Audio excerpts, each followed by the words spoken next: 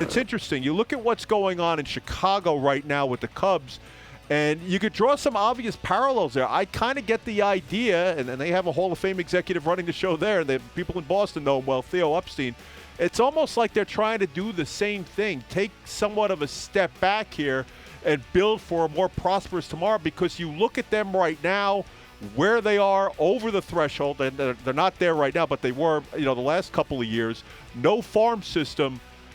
I can understand why they're thinking of dealing Bryant. My problem is the premise of trading Bryant, fine, but everything you read about what the return is going to be are not viable major league commodities. They're looking to kind of build up that farm system again. So that's where I understand where the people in Chicago on the north side are up in arms about what's going on there. But you could trade Chris Bryant, absolutely. You got 2 years of him. You could get a hefty return back. But the only problem with Bryant now is you got one team that's no longer in the mix, and that's LA, with a good farm system that can pay him. Because now they're not going to trade for Bryant. So you're taking one big team out of the mix.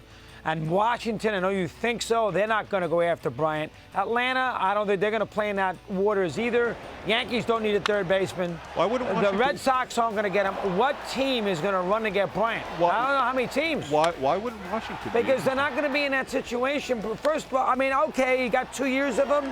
Would Washington consider it? Then let him walk in 2 years? Because they're never going to re-sign him. To give him $400 million.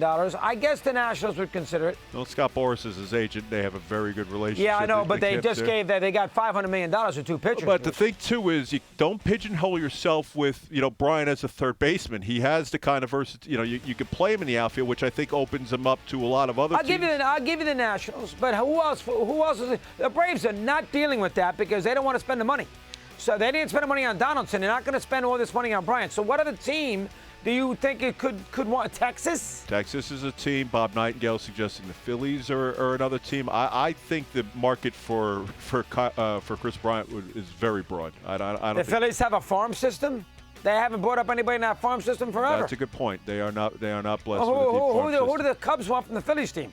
Nobody. At least the Braves got some players. They do have a prospect. Again, I'm not suggesting the Cubs should be going in this direction. They should be looking for major league talent in return, not prospects. But one of the best prospects in the sport, Alex Baum, a third baseman, coincidentally, would be presumably part of that package.